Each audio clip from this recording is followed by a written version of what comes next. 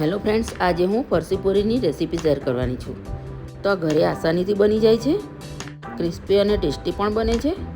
તો સૌથી પહેલાં એક બાઉલમાં 1 કપ મેદો લીધો, એમાં હાફ ટીસ્પૂન જેટલું જીરું ક્રશ કરીને એડ કર્યું, હાફ ટીસ્પૂન સોલ્ટ એડ કર્યું અને 1 ટેબલ સ્પૂન જેટલું ઘી એડ કર્યું.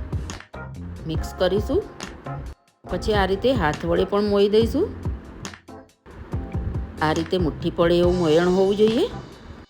મોયણ પરફેક્ટ છે. હવે થોડું પાણી એડ કરીને મીડિયમ સોફ્ટ લોટ બાંધી દઈશું.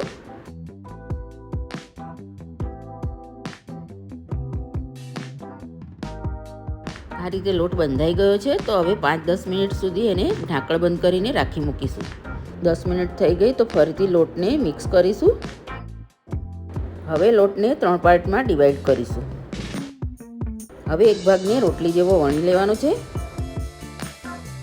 મીડિયમ થિકનેસવાળી મોટી રોટલી તૈયાર કરીશું. રોટલી પર થોડું ઘી લગાવવાનું છે. થોડો મેદો ડસ્ટ કરીશું.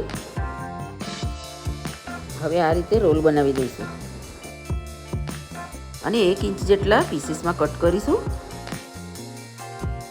આ રીતે બધા છૂટા પાડી દઈશું. આ રીતે મેં બધા જ રોલ કટ કરી દીધા.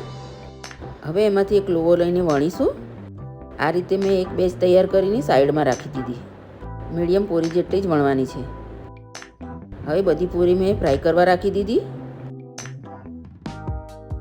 થોડું બ્રાઉન થઈ જાય ત્યારે પલટાવી દઈશું અને આ રીતે પ્રેસ કરીશું તો ક્રિસ્પી બને છે. પૂરી થઈ ગઈ તો મેં બટર પેપરમાં લઈ લીધી. આ રીતે બીજી બેચ પણ ફ્રાય કરવા રાખી દીધી. બધી પૂરી થઈ ગઈ છે તો એક ચાળણીમાં ઠંડી થવા રાખીશું અને આપણી આ ક્રિસ્પી ફરસી પૂરી તૈયાર છે.